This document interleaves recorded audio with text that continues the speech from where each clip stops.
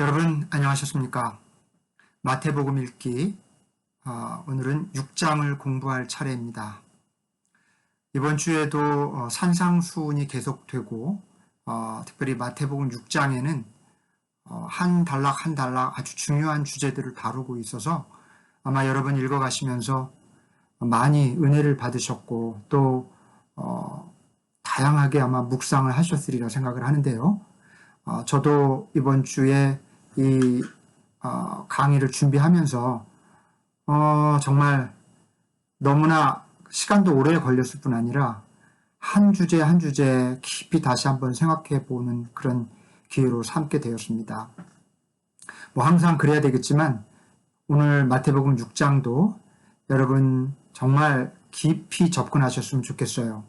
제가 이제 그 강의록도 보내드릴 텐데 이 강의를 따로 들으셔도 되지만 강의록도 읽어보시고 읽으시면서 강의록과 제가 이 동영상으로 하는 강의가 거의 비슷하지만 좀 그 마음에 깊이 좀 새길 수 있도록 그렇게 깊게 강의록도 읽고 또 함께 동영상도 보면서 이렇게 좀 잘 소화하시고 또 잘 공부할 수 있기를 바랍니다. 자, 유대인들이 중요하게 여기는 세 가지 경건의 의무가 있습니다. 하나는 자선을 베푸는 것, 그 다음에 기도, 그리고 금식입니다. 자선, 기도, 금식. 경건한 유대인이라면 항상 지켜야 되는 그런 중요한 의무라고 여겼던 세 가지죠. 예수님은 유대인들이 가장 중요하게 여기고 중요하게 실천하는 이 세 가지 경건의 의무가 얼마나 위선에 빠질 수 있는지를 지적하시면서 참으로 경건하기 위해서 필요한 새로운 제안을 하십니다. 오늘 그 마태복음 6장의 앞부분에 이 세 가지 유대인들의 경건의 의무를 하나씩 다루시면서 거기에 대해서 새로운 제안을 하시는 거예요. 마치 마태복음 5장에 율법은 이와 같이 말하지만 그러나 나는 이렇게 말한다 라고 말씀하신 것과 비슷한 패턴이라고 볼 수도 있습니다. 자, 자선. 유대인들은 자선을 많이 베풀었어요. 고대 유대 사회에는요, 마이너리티가 굉장히 많은 사회였습니다. 고아와 과부가 당시 인구의 3분의 1을 차지했다고 합니다. 게다가 그 유대인들이 지켰던 정결법에 의해서 정결법은 정결한 사람과 부정한 사람을 그렇게 판단하는 기준을 제시했죠. 이 정결법에 저촉된 그 계층들이 굉장히 많았어요. 특별히 병을 가진 사람들, 지병이나 또는 전염병이나 피부병이나 또 치유하기 어려운 병을 가진 사람들은 부정한 사람들로 여겨져서 그래서 사회활동을 거의 하지 못했습니다. 그들은 당연히 지독한 가난을 면하지 못했어요. 그래서 유대 사회에 차고 넘치는 이 그 마이너리티들, 가난한 사람들을 위해서 그 경건한 유대인들은 자선을 베풀었습니다. 그건 아주 굉장히 일상적인 문화였어요. 자, 그게 잘못될 리는 없죠. 그건 좋은 일입니다. 그런데 문제는 이 관습이 가난한 사람들에게 자선을 베푸는 관습이 아예 그 경건한 유대인들의 무슨 훈장처럼 아주 사람들에게 과시하는 어떤 일이 되어버렸다는 거죠. 그래서 대놓고 사람들에게 자신들의 선행을 보여주는 그런 과시하는 문화가 있었어요. 막 광장을 손가락을 이렇게 짚어가면서 막 지나갑니다. 사람들이 뭐 하냐고 물어보면 내가 베푼 자선을 카운트하고 있다고 그렇게 말할 정도로 그런 것들을 부끄러운 줄 모르고 행동할 정도로 자선을 과시했던 거죠. 예수님은 새로운 제안을 하십니다. 내 자선 행위를 숨겨라. 오른손이 하는 일을 왼손이 모르게 하라. 아주 강렬한 말씀으로 새로운 제안을 하셨습니다. 그 다음에 기도에 대해서도 유대인들의 경건 의무 가운데 중요한 것이 바로 기도였는데요.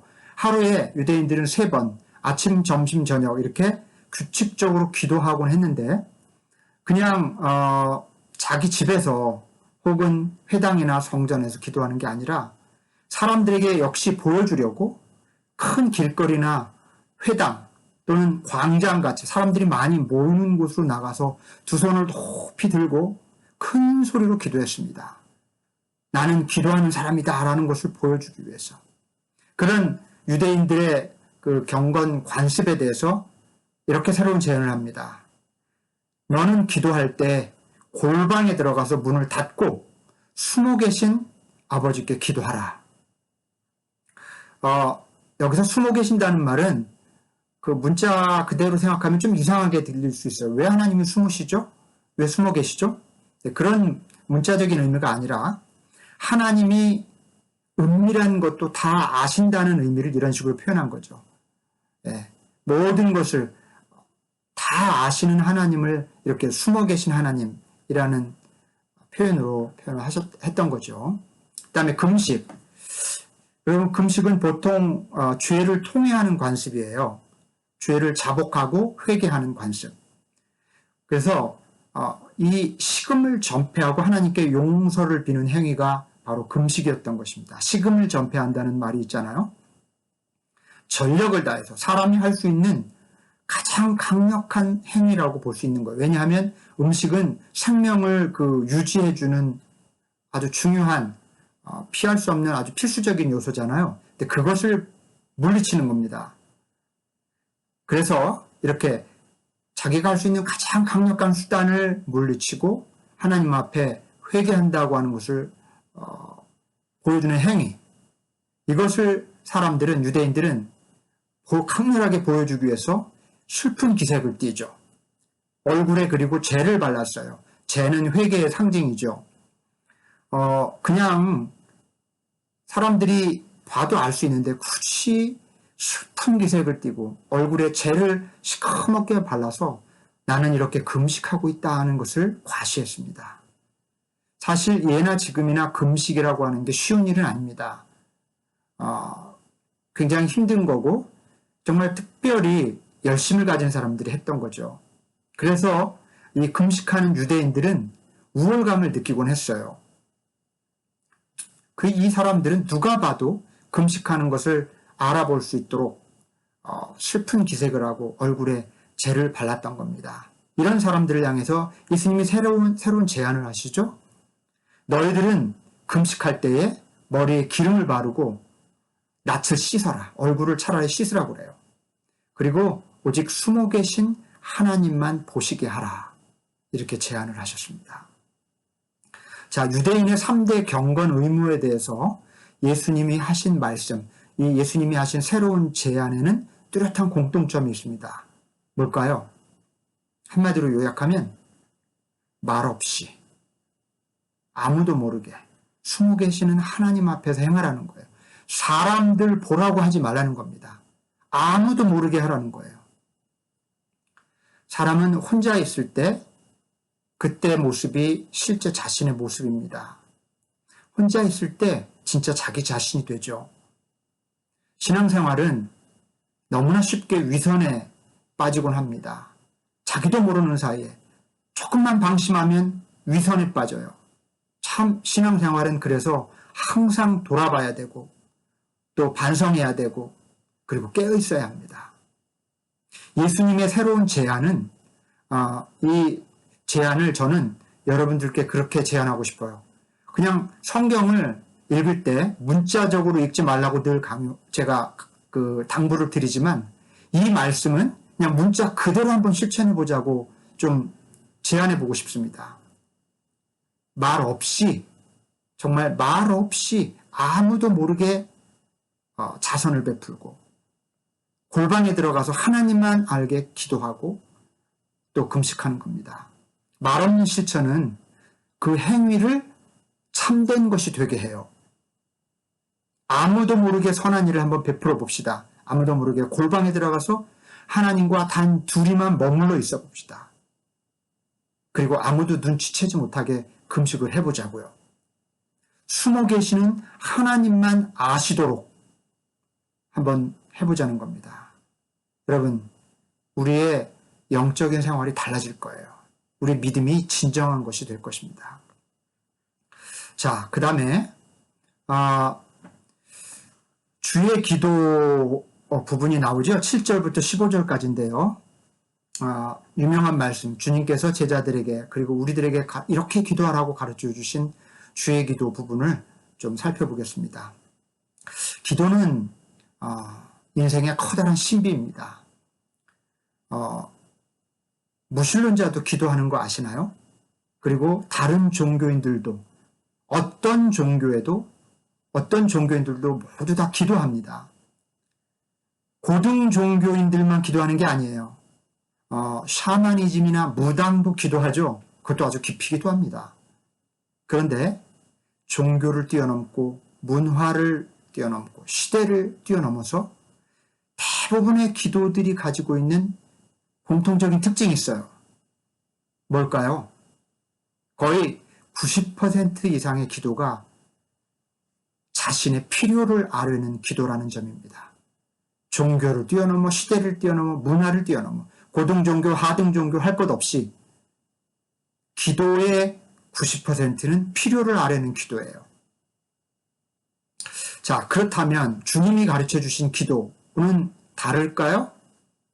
만약에 다르다면 어떤 점이 다를까요? 물론 주님 가르쳐 주신 기도에도 필요에 대한 강구가 있지요. 그러나 8절에 이 주기도문 시작하는 앞부분에 이런 말씀으로 시작을 합니다. 너희 아버지께서는 너희에게 필요한 것이 무엇인지 다 알고 계신다. 이렇게 말씀하시므로 주님은 기도의 본질이 필요를 아뢰는 데 있는 것이 아니라는 것을 분명히 하고 있습니다. 자, 그렇다면 주님께서 가르쳐 주신 기도란 무엇일까요? 주기도는 어떤 기도일까요? 한번 살펴봅시다. 주님이 가르쳐 주신 기도는 우선 첫 번째로 하나님께 주목하는 기도입니다. 자, 필요를 아뢰는 기도. 네, 우리가 기도하면서 우리 필요를 아뢰는 게 잘못되었다든지 그렇게 해서는 안 된다고 말하는 게 아닙니다. 우리는 인생을 살아가는 동안 우리의 부족함 때문에 주님께 우리의 필요를 아뢰어야 해요. 그러나 우리의 기도의 대부분이 필요를 아뢰는 기도라면 그것은 문제가 있습니다. 왜냐하면요, 필요를 아뢰는 기도만 하면 어떤 문제가 있느냐? 하나님과의 관계에는 성장이 일어나질 않아요. 잘 생각해 봅시다. 필요를 아뢰는 기도는 그 기도의 관심이 자기 필요에 집중되어 있지 하나님께 관심이 없어요. 필요만 아뢰는 기도 속에는 하나님이 없어요. 내 필요에만 관심이 집중되어 있는 겁니다. 그래서 이런 기도만 하는 사람은 하나님과의 관계에 성장이 없다는 거예요. 그런데 주님의 기도는 하늘에 계신 아버지의 이름을 주목하는 것으로부터 시작하죠. 하늘에 계신 우리 아버지, 이름이 거룩히 여김을 받으옵소서. 하늘에 계신 아버지의 이름, 아버지라고 하는 존재를 먼저 주목합니다. 그게 주기도예요. 기도는 본질적으로 내 삶의 필요에 주목하는 것이 아니라 내 삶의 주인이신 하나님께 주목하는 것이라는 것을 주기도가 가르쳐주고 있는 겁니다. 필요만을 간청하는 기도 생활은요, 내 욕심에 따라 끊임없이 흔들려요. 그런데 하나님을 주목하는 기도 생활은 흔들리지 않는 영적 바탕에 우리 존재를 깊이 뿌리 내리게 해줍니다. 아주 질적으로 다른 거예요.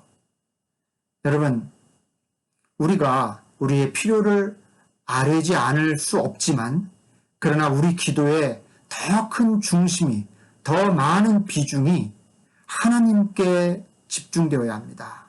하나님의 이름을 주목하고 하나님을 더 바라봐야 돼요.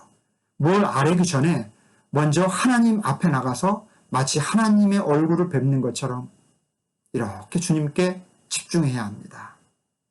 주기도문은 우리에게 그것이 중요하다고 가르쳐주고 있어요. 우리의 기도의 초점이 그저 내 필요에만 맞추어져 있는지, 하나님께 맞춰져 있는지 한번 점검해 보시길 바랍니다. 자, 그 다음에 주님이 가르쳐 주신 기도, 주기도는 어떤 기도인가 하면은 이 땅 위에서의 삶을 소중하게 여기라고 가르쳐 주는 기도입니다. 많은 경우 우리의 그 기도의 초점 혹은 영적인 초점이, 우리 신앙의 초점이 이 땅 위에서, 이 현세에서 복을 누리다가 내세에 영원한 복을 누리는 것에 그 초점이 맞춰져 있어요. 그런데 주의 기도는 그 나라가, 하나님의 나라가 이 땅에 임하기를 기도하라고 그렇게 가르쳐 줍니다. 뜻이 하늘에서 이룬 것 같이 땅에서도 이루어지게 해달라고 기도해야 된다고 말하고 있어요. 말하자면 이 땅 위에서의 삶과 현실 세계의 소중함을 가르치고 있는 것입니다. 그리고 창고에 양식이 가득하게 해달라고 기도하는 게 아니라 일용할 양식, 필요한 양식만을 달라고 기도하라고 가르쳐주고 있죠. 여러분, 이 기도는 잘 생각해 보십시오. 필요를 간청하는 기도가 아니에요. 필요를 간청하는 기도가 아니라 우리 안에 있는 끊임없는 욕심을, 탐욕을 절제하는 기도임을 알 수 있어요. 일용할 양식을 주옵소서라고 기도할 때 그거는 오늘 굶지 않게 해주세요라고 기도하는 게 아니라 내 안에 끊임없이 그 차고 넘치는 욕심, 필요보다 더 가지려고 하는 욕심을 내려놓게 해주세요라는 기도라는 사실입니다. 그래서 여러분, 이 기도를 드릴 때마다 일용할 양식을 주옵시고라고 할 때마다 내 세이빙 어카운트에 돈이 가득 들어오게 해주십시오라는 상상을 하면서 하는 게 아니라 오히려 불필요한 욕심을 내려놓고 꼭 필요한 양식만을 가지고 살게 해주십시오라는 믿음의 고백으로 이 기도를 드리시기를 바랍니다.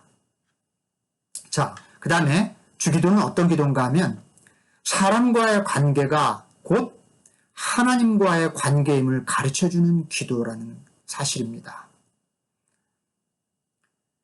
사람과의 관계가 엉망인데 하나님과의 관계는 돈독해 보이는 신앙인들이 있어요. 꽤 많아요. 참 신기해요. 참 넌센스죠. 믿음은 참 좋은데 사람들한테 욕을 진짜 많이 먹는 사람이 있어요. 넌센스죠. 여러분, 이것은 뭔가 문제가 있는 것입니다. 그래서는 안 돼요. 주님의 기도는 뭐라고 가르칩니까? 나에게 죄 지은 자를 용서해 준 것 같이 나의 죄를 용서해 주시옵소서. 이렇게 기도해야 된다고 가르치죠. 무슨 얘기인가 하면 사람과 맺혀 있는 원한과 또 어떤 잘못들을 풀어야만 하나님과의 관계도 풀 수 있다는 점을 분명히 해주고 있는 것입니다. 말하자면 사람과의 관계가 해결되지 않았는데 하나님과의 관계가 해결될 리 없다는 겁니다. 하나님과의 관계를 올바르게 맺으려면 사람과의 관계가 올바로 맺어져야 한다는 그런 말씀인 거죠. 땅에서 매면 하늘에서도 매이고 또 땅에서 풀면 하늘에서도 풀릴 것이라고 하는 베드로에게 준 그 약속은 모든 신앙인들에게 주는 약속이에요. 그리고 모든 신앙인들이 그렇게 살아야 한다는 그런 말씀입니다. 나에게 죄 지은 자를 먼저 용서해야 해요. 내가 맺혀있는 관계의 매듭을 풀어야 돼요. 먼저. 그래야만 하나님이 나를 용서하시고 하나님과의 관계의 매듭도 풀린다는 말씀입니다. 주기도는 사람과의 관계가 바로 곧 하나님과의 관계라는 사실을 가르쳐주는 기도인 것입니다. 주기도는요, 주님 가르쳐 주신 기도는 우리가 주기도문이라고 해서 뭐 예배 시간이든 뭐 기도의 시간이든 모임이든 간에 끊임없이 뭐 반복하죠. 근데 사실 이 기도는 그대로 외워서 반복해야 되는 마술 같은 주문이 아니라 기도의 본질적인 의미를 설명해 주는 일종의 기도의 가이드라인 같은 겁니다. 물론 주기도문을 반복하고 외우고 묵상하는 것도 좋은 일이에요. 그렇게 해서는 안 된다는 뜻이 아닙니다. 그러나 근본적으로 그것이 설명하는 기도의 본질, 주기도문이 가르치려고 하는 그 기도의 본질을 이해하는 것이 아주 중요하다는 사실을 오늘 제가 이 마태복음 6장을 설명하면서 여러분들에게 강조하고 싶습니다. 자, 그 다음에 나오는 말씀들은 짧은 패러그래프로 여러 가지 주제들을 다루고 있어요. 예를 들면 하늘에 보물을 쌓아라. 그리고 또 눈은 몸의 등불이다. 내 속에 있는 빛이 어두우면 얼마나 어둠이 심하겠느냐. 이런 말씀. 그리고 아무도 두 주인을 함께 섬길 수 없다. 이런 말씀들이 있죠. 좀 단편들이 이렇게 흩어져 있는 것 같은데 저는 이번에 이 마태복음 6장 읽으면서 이 단편들을 이것이 바로 우리 신앙인들이 자신의 영혼을 가꾸는 비결이로구나 라는 것을 깨달았어요. 영혼을 가꾸는 비결, 그것은 하늘의 보물을 쌓는 것, 땅의 보물을 쌓는 게 아니라 하늘의 보물을 쌓는 것, 그리고 내 안에 빛이 있다고 하는 것을 알고 끊임없이 내 안에 빛을 밝히는 것, 그리고 하나님만 사랑하는 것, 재물이 아니라 하나님만 사랑하는 것. 이 세 가지는 우리 신앙인들이 영혼을 아름답게 가꾸는 비결을 가르쳐주고 있는 것이로구나. 그렇게 바라보게 됐습니다.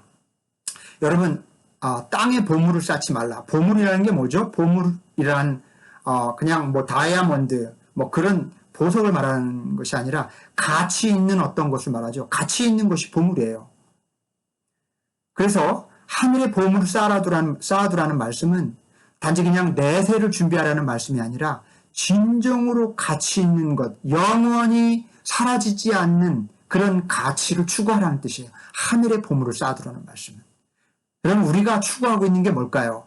한번 좀 생각해 봅시다. 우리는 뭘 그렇게 쌓으려고 할까요? 스펙, 명예, 돈. 그게 정말 가치 있을까요? 그게 영원할까요? 하늘에 가도 남아있을까요? 그런 거 말고 하늘에 가도 하늘나라에 가도 남을 만한 그런 것, 좀도 먹지 않고 녹도 슬지 않는 도둑이 훔칠 수 없는 가치 있는 그런 보물을 추구하라는 말씀입니다. 보물을 하늘에 쌓아둔 영혼이 복이 있습니다. 자, 그 다음에 눈은 몸의 등불이다 하는 말씀으로 시작하는데 이거는 지금 육체의 눈을 언급하려고 하시는 것이 아니라 내면의 빛을 언급하신 것입니다. 저는 이 말씀을 좋아해요. 내면의 빛. 우리 안에, 우리 속에 빛이 있다고 하는 사실을 아는 사람들이 많지 않은 것 같아요. 여러분, 우리 안에 빛이 있어요. 그런데 왜 이 빛을 느끼거나 깨닫지 못할까요? 빛이 거의 꺼져 있기 때문이에요.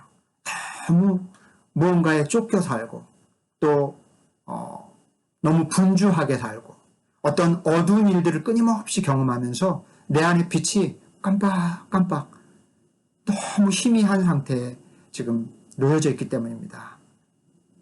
아무리 우리가 육체의 눈을 뜨고 살아도 우리 속에 있는 빛이 꺼져 있으면 우리 삶은, 우리 존재는 어두운 삶을 살 수밖에 없죠. 영적인 삶이란 우리 내면을 살펴서 이 꺼져 있는 내면의 빛을 다시 환하게 밝히는 일에 다름이 아닙니다. 그런 영혼이 복이 있습니다.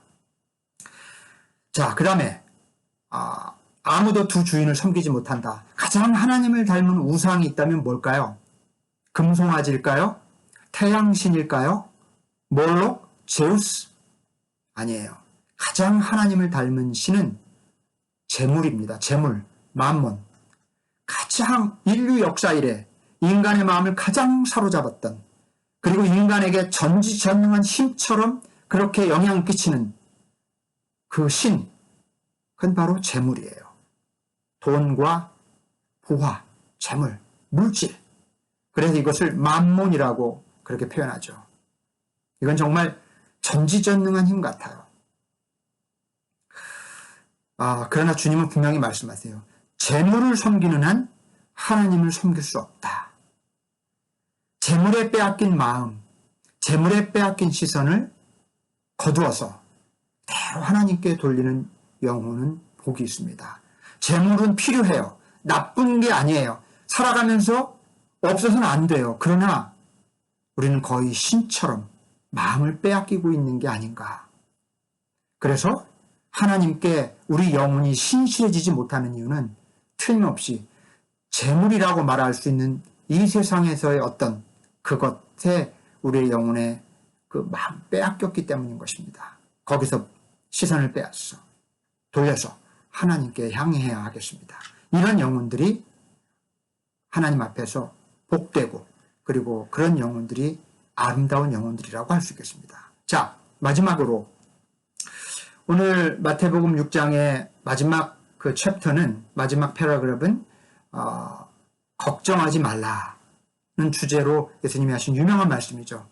많은 분들이 이번에 이제 그 카톡에 올려주시면서 이 부분에서 말씀들을 많이 나누어 주셨어요. 네, 걱정하지 말라 하는 말씀. 예수님의 가르침을 우리가 배울 때, 묵상할 때 놓치지 말아야 될 게 있습니다.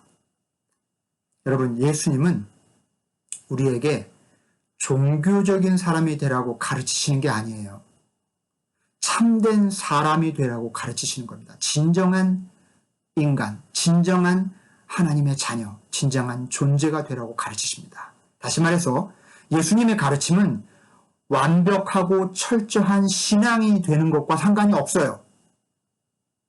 오히려 인생을 참되게 잘 사는 것과 깊은 관련이 있다는 사실입니다. 예수님은 우리로 하여금 고상한 크리스찬이 되라고 요구하지 않으세요. 그저 참되고 진정한 한 존재가 되라고 가르치신단 말입니다. 마태복음 6장의 이 마지막 주제도 그것과 깊은 관련이 있어요. 근심, 걱정의 중독에서 벗어나는 일은 인생을 참되게 잘 사는데 대단히 중요합니다. 그래서 예수님은 이 근심과 걱정에 대한 말씀을 이 마태복음 6장 마지막 부분에서 해주고 계신 것입니다. 본문을 읽을 때마다 우리는 예수님의 기막힌 비유에 감탄하게 돼요. 그러면서 아주 고개를 끄덕이게 되고 또 설득당하게 되죠. 공중의 새를 보아라. 들의 백합화를 보아라. 그것들이 스스로 애를 쓰느냐? 그것들이 걱정하느냐? 그렇지. 그런 일 전혀 하지 않지만 얼마나 공중의 새가 자유롭게 만족스러운 삶을 살고 들의 백합화가 얼마나 아름답게 사느냐. 하물며 오늘 있다가 내일 아궁이에 던져질 들풀도 하나님께서 이렇게 먹이시고 입히시는데 인간인 너희들이 하나님의 자녀라는 너희들 왜 걱정하느냐. 이런 말씀을 읽다 보면 맞아. 정말 그래. 이게 공감이 됩니다. 자, 그런데 현실로 돌아오면 금방 예수님의 말씀이 너무 비현실적인 것처럼 여겨져요. 어떻게 걱정 없이 살 수가 있어? 아니, 어떻게 닥쳐올 미래에 대한 대비 없이 살란 말이야? 이런 질문들이 막 생기죠. 그런데요, 여러분, 예수님의 말씀은 아무런 걱정도 하지 말라는 말씀도 아니고요. 미래에 대해서 아무런 대비도 하지 말라는 그런 극단적인 낙관주의자가 되라는 그런 말씀이 아닙니다. 가만히 보면요. 우리가 살아가는 모습을 보면 우리 생각을 가만히 들여다보면 정말 별의 별것을 다 걱정하면서 삽니다. 심지어 걱정이 없으면 걱정이 없어서 걱정하는 사람들이에요. 우리가. 그렇죠? 걱정하지 않으면 불안을 느껴요. 왜 그럴까요? 굉장히 심리적인 디펜스 메커니즘, 방어 기제라고 하죠. 그런 거예요.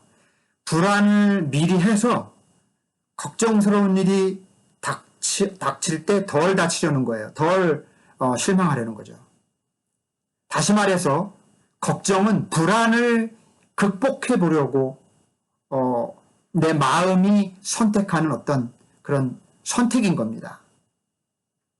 그러나 여러분 잘 들으십시오. 하나님 없이는 불안은 극복될 수 없어요.